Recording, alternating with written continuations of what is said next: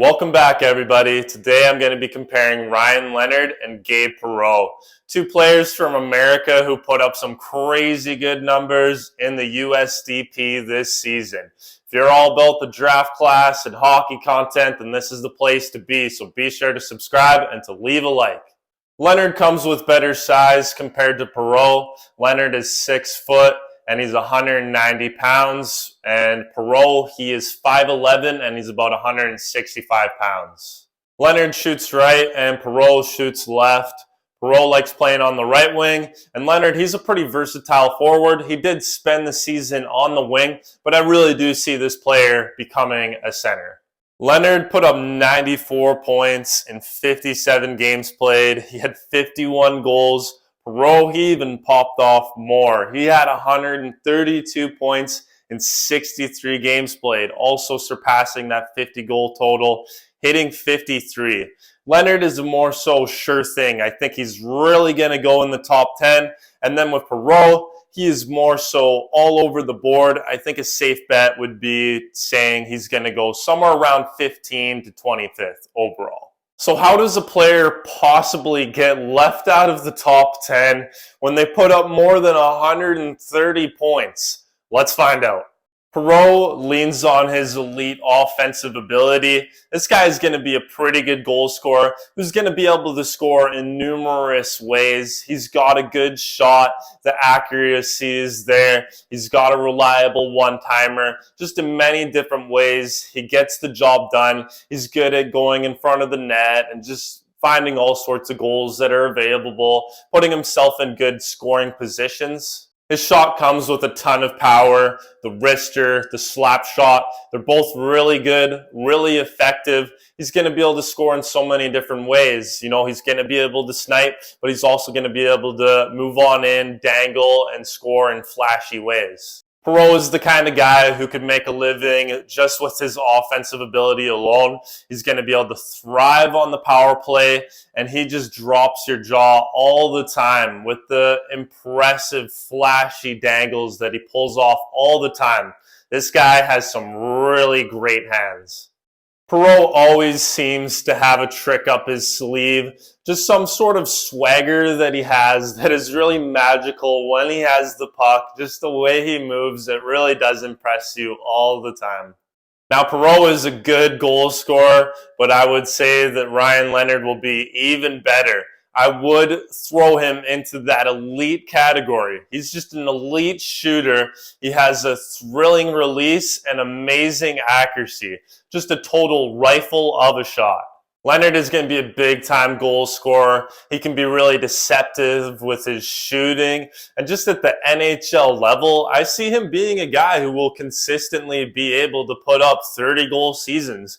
But I think he could even surpass that. I think that time to time, he could also get into that 40 territory. He's that good. I wouldn't say that Leonard is as flashy as Perreault is, but he's got pretty good hands himself. He'll certainly surprise you with some fancy moves that he pulls off all the time. His offensive ability just has such a great foundation. He could truly evolve into a terrifying player that is super good. It just seems like an endless list as to why Leonard is so great in the O-zone. He protects the puck like a beast. He uses his frame so well. It's just so hard to knock the puck off of his blade. It's really hard to snag the puck away from him. The puck protection with this guy is excellent. Leonard is also a really good passer. The passing ability comes with some good deception. Nice, accurate dishes. He's not this super creative playmaker or anything, but he just is really effective.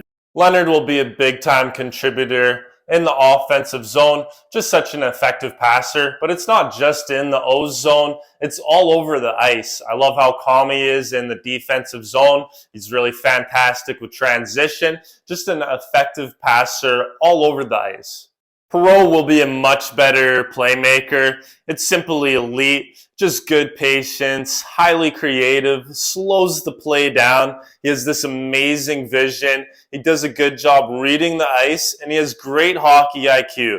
When it comes to moving the puck, seems to be effective, especially in the offensive zone. That is just where he wants to be, and he makes the magic happen there.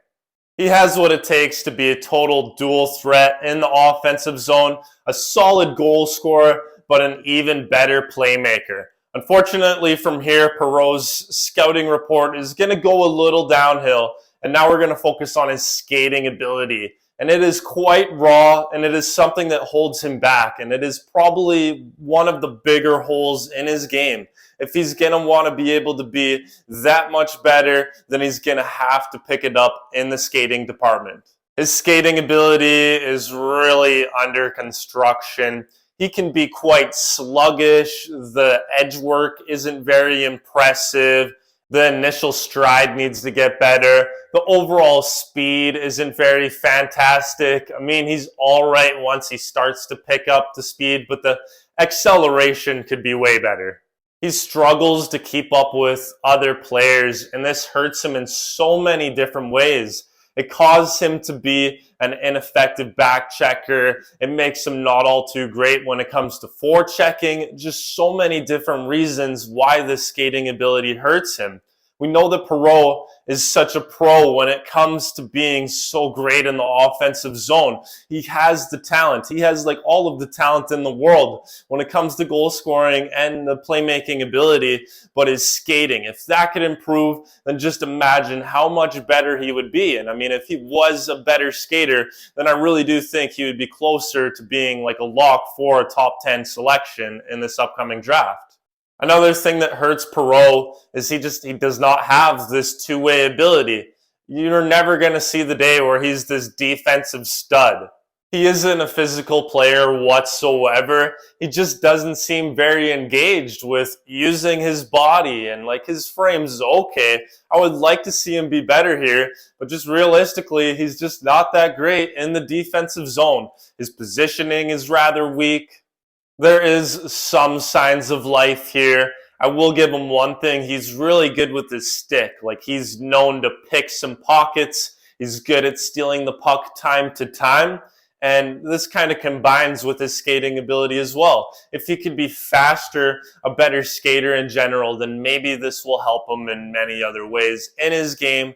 But for now, there's quite the hole here, and it is a little alarming. Now, Leonard, on the other hand, he's a total defensive stud, and this is what puts him over the top for me. I think he's so effective all over the ice. Leonard is the real deal. He's the full package. He just does a little bit of everything that you would want from an NHL player, and this is going to make him so valuable in the NHL. I'm honestly really high on Ryan Leonard. Like, I think he has what it takes to be one of the best players in this draft class. You've got to love the elite level that this guy's physicality is at. He just has so much dedication. He's such a beast. When he wants the puck to go somewhere, he's going to bring it there. He's going to drive it there. He's going to force that puck to go where he wants it to go. Most of the time, it seems like he uses his body perfectly. The skating ability comes into play here too. Just the way he moves around and the speed, very nice. It works well with his desire to be a difference maker defensively. You'll see Leonard rush players. He seemingly jumps them. Very effective on the back checking and the forechecking. Just all around, seems like nobody's safe on the ice. This guy's going to come and attack you. He's highly intelligent. I love the hockey IQ that he has. He's so good along the boards. He wins so many different kinds of battles. Physically, he's great with his stick. He's just always helping turn that puck over and making sure that his team has possession. Leonard and Perreault both come with some exciting upside, and they both should become great players. But I think it's clear as day that Leonard is the better player here. Just that full two-way ability. It's something that scouts are going to love.